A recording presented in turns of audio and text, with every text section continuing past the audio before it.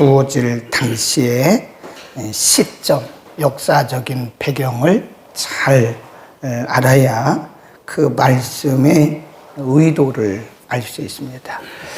여기 보면 바벨론 포로를 중심으로 해서 포로 직전에 주신 말씀이 있고, 막 포로되어 갈 때 주신 말씀이 있고, 포로 중에 주신 말씀이 있고, 포로 이후에 주신 말씀이 있어요. 그래서 이 말씀이 어느 시점에 주어졌는가, 이 말씀에 주어진 시점을 우리가 정확히 알아야 이 말씀의 내용을 이해할 수 있다.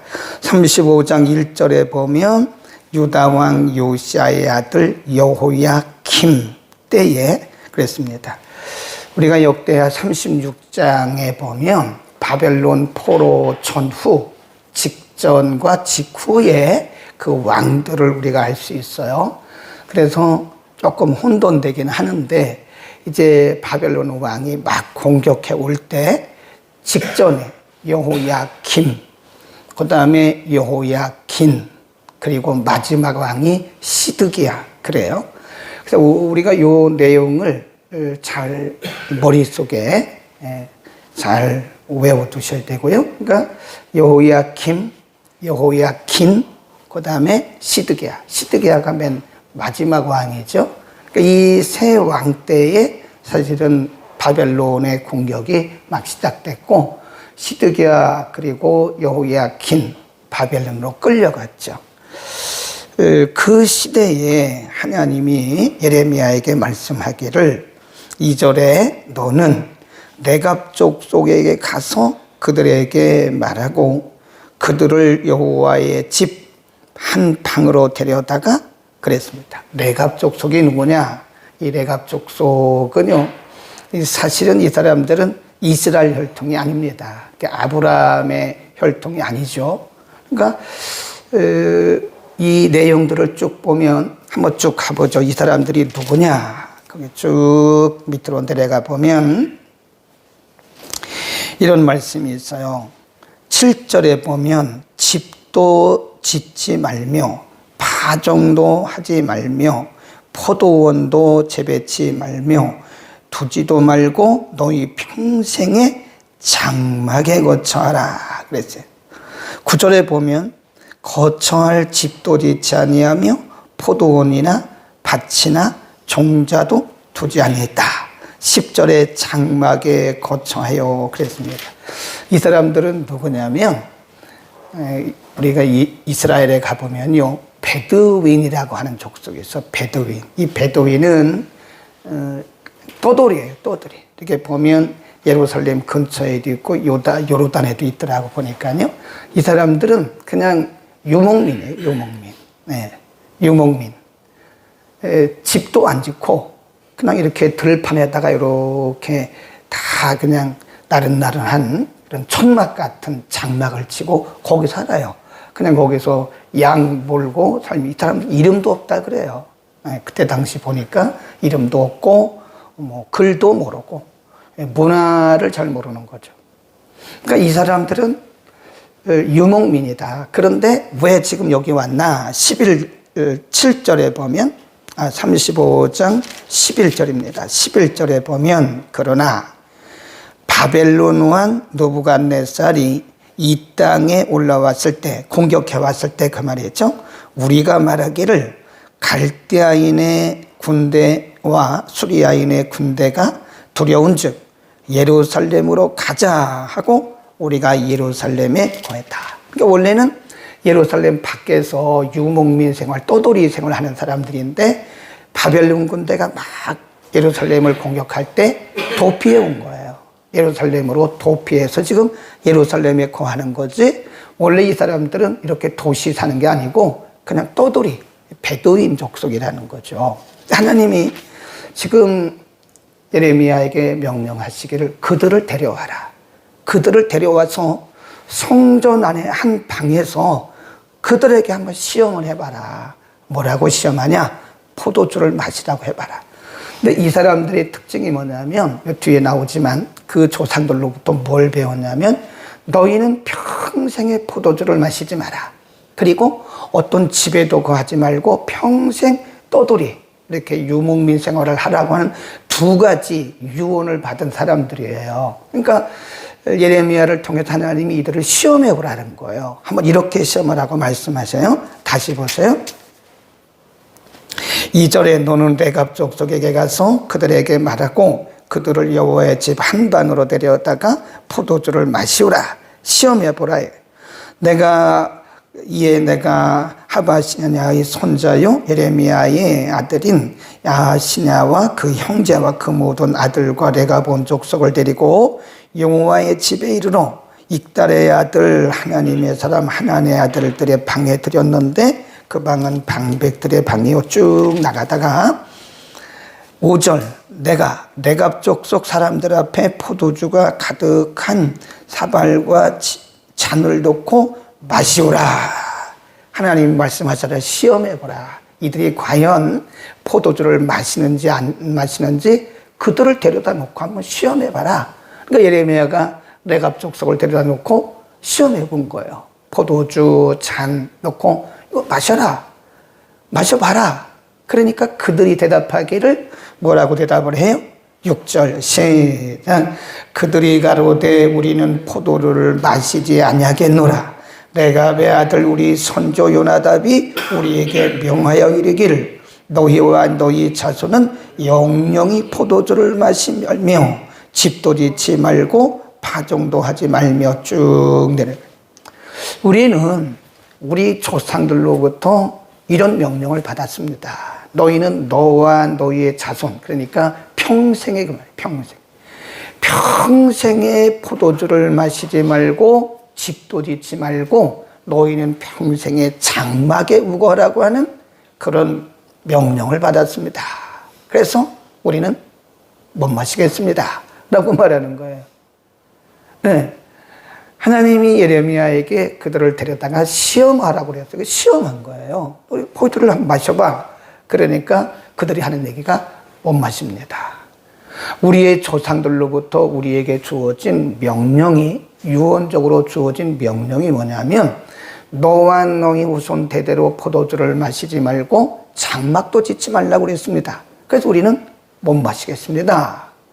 우리가 지금 예루살렘에 들어와 있는 것은 우리가 일부러 온 게 아닙니다. 지금 전쟁이 나가지고 잠깐 피하기 위해서 온 겁니다. 우리는 원래 장막도 없고 우리는 장막에 거하는 게 밖에서 거하는 그런 사람들이 포도주 못 마십니다. 한마디로 거절하는 거예요. 이런 모습을 보고 12절에 보면 여호와의 말씀이 예레미야에게 임하니라 가라사대 13절 만군의 여호와 이스라엘의 하나님 이같이 말하노라. 너는 가서 유다 사람들과 예루살렘 거민에게 이르기를 여호와의 말씀에 너희가 내 말을 들으며 교훈을 받지 아니하겠느냐. 레갑의 아들 요나답이 그 자손에게 포도주를 마시지 말라 한 그 명령은 실행되도다. 그들은 그 선조의 명령을 순종하여 오늘까지 마시지 아니하거늘 내가 너희에게 말하고 부지런히 말하여도 너희는 나를 듣지 아니했다 그랬습니다. 하나님이 예레미야에게 또 말씀하시는 거예요. 유다 백성들에게 말하라. 봐라, 봐. 이 사람들은 이스라엘 혈통도 아니고 이 사람은 이방 혈통이고 이 사람들은 아주 작은 족속이에요. 레갑 족속은. 그럼에도 불구하고 200년이 넘게 그들의 선조로부터 받은 유언을 목숨 걸고 지키지 않느냐. 그런데 너희는 여호와 하나님이 말씀해도 너희는 듣지 아니하고 내가 열심히 너희에게 내 종들을 보내서 말해도 너희는 듣지 아니하였냐. 그러면서 하나님이 안타까워하는 거예요. 이 레갑 족속은 조상의 유언도 지킨다는 거예요. 그런데 이 유다 백성들은 살아계신 하나님의 명령을 듣지 않는다. 안타까운 거죠. 또 이렇게 말씀해요. 쭉 내려가다가 16절 레갑의 아들 요나답의 자손은 그 선조가 그들에게 명한 그 명령을 준행하나 이 백성은 나를 듣지 아니하도다. 그러므로 남한군의 여호와 이스라엘의 하나님이 이같이 말하노라. 보라, 내가 유다와 예루살렘의 모든 거민에게 나의 그들에게 대하여 선포한 모든 재앙을 내리리니 이는 내가 그들에게 말하여도 뭐 했어요? 듣지 아니했다. 결국은 너희가 왜 바벨론의 포로가 되는지 아느냐? 내가 너희들에게 여러 번 경고했잖아. 너희들에게 경고했잖아. 예레미야를 통해서 경고하고 이사야 선지자를 통해서 경고하고 수없이 너희에게 경고했잖아. 너희가 안 들은 거야. 그 말씀하는 거예요. 이제 바벨론 군대가 쳐들어와서 막 전쟁이 터지고 예루살렘이 성벽이 무너지고 예루살렘 성전이 다 불타고 그런 상황 속에서 하나님 말씀하시는 거예요. 이런 일이 왜 일어났는지 아냐? 너희가 내 말을 듣지 않았기 때문에 그런 거야. 내가 너희에게 수없이 경고했잖아. 이게 레갑 족속들 봐봐. 레갑 족속은 그들의 선조의 말도 목숨 걸고 지키잖아. 근데 너희는 내 말 듣지 않았잖아. 그래서 너희는 오늘 이런 사탄이 벌어진 거야. 이게 안타까운 거죠. 그러니까 하나님이 참 신실하신 분인데요. 하나님의 백성들에게 주신 말씀대로 이루시는 분이에요. 그런데 우리가 순종하지 않으면 오히려 징계가 임하는 겁니다. 하나님이 우리를 징계하실 때도 어느 날 갑자기 징계하시는 게 아니에요. 1차 경고, 2차 경고, 3차 경고, 하나님이 계속 경고하셨음에도 듣지 아니할 때 그때 하나님의 징계가 임하는 것이다. 이 축복도 그렇더라고요. 하나님이 우리를 축복하실 때도 어느 날 갑자기 축복이 오는 게 아닙니다. 하나님이 그 과정들을 다 거치면서 우리에게 축복의 징조들을 주세요. 축복의 징조들을. 근데 우리가 그 징조들을 잘 모르는 거죠. 하나님의 역사는 항상 징조가 있습니다. 징계를 하실 때도 징조가 있고 하나님이 우리를 축복하실 때도 징조가 있다. 참 하나님이 유다 백성들을 보면서 얼마나 안타까우면 이런 말씀을 했겠어요.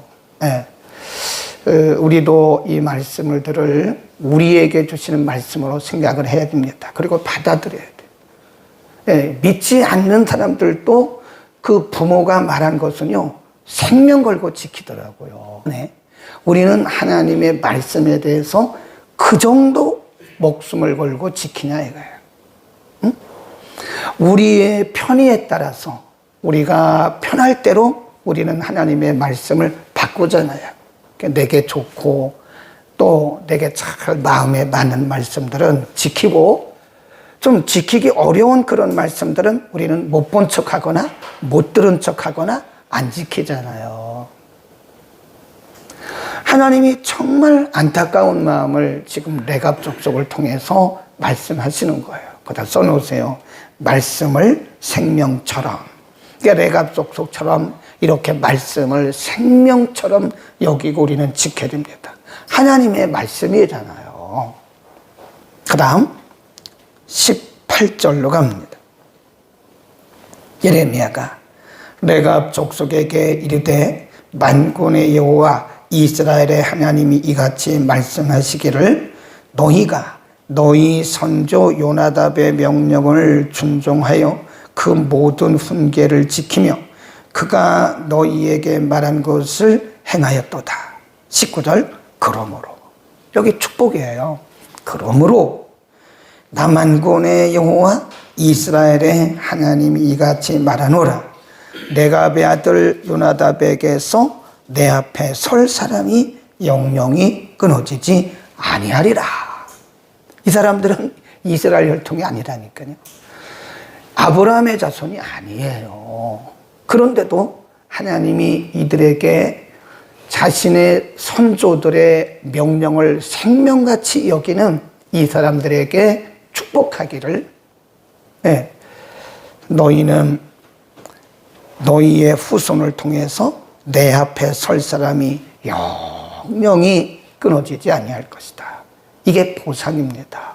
하나님은 생명 걸고 믿음을 지키고 생명 걸고 말씀을 지키는 사람들에게는 하나님이 반드시 보상해 주십니다. 사실 우리가 하나님의 명령을 지키는 것은 당연한 거죠. 당연하죠. 그런데 하나님은 우리에게 보상을 해주세요. 그것이 신명기 28장입니다.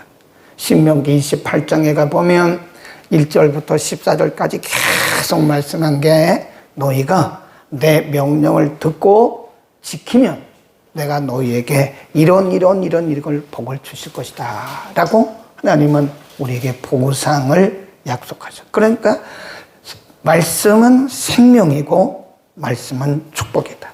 우리가 뭐 아무리 별걸 다 해도 말씀대로 살지 않으면 하나님의 축복을 경험할 수가 없습니다. 하나님의 축복을 경험한 사람들의 특징이 뭐냐면 말씀을 생명같이 여기는 것이다.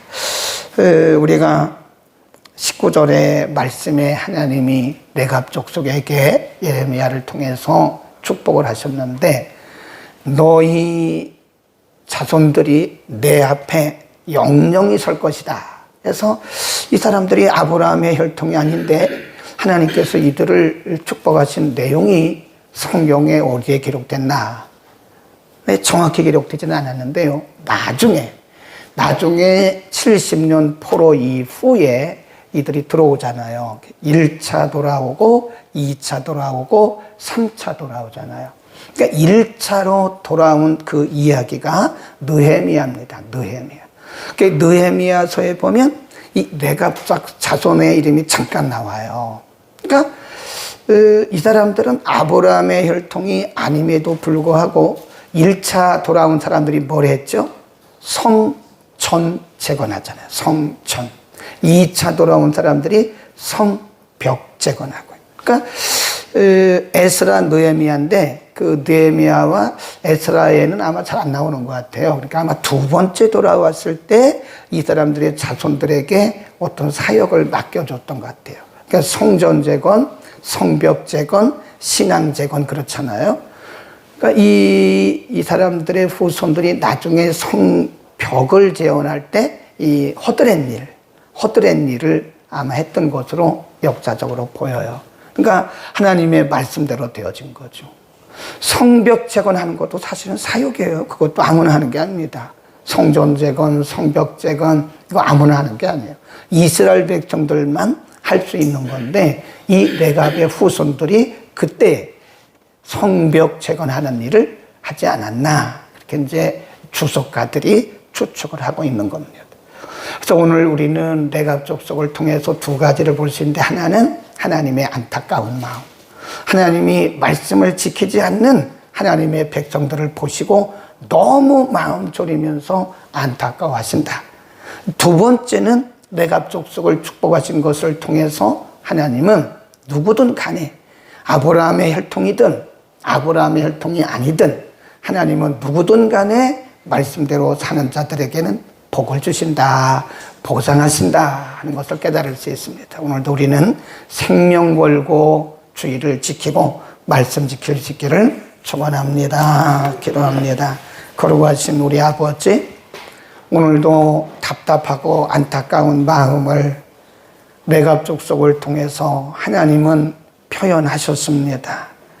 레갑 족속은 그들의 조상들로부터 집도 짓지 말고 포도주도 마시지 말라고 한 유언을 받았을 때에 평생 동안 그들은 집도 짓지 아니하고 포도주도 마시지 아니하면서 유언을 생명같이 여겼지만 하나님의 백성들은 하나님 종을 통해서 주신 하나님의 생명의 말씀들을 듣지 아니하고 여벌로 여기고 말씀에 불순종하다가 결국은 바벨론의 공격을 받는 하나님의 징계를 받았다고 말씀하고 있습니다.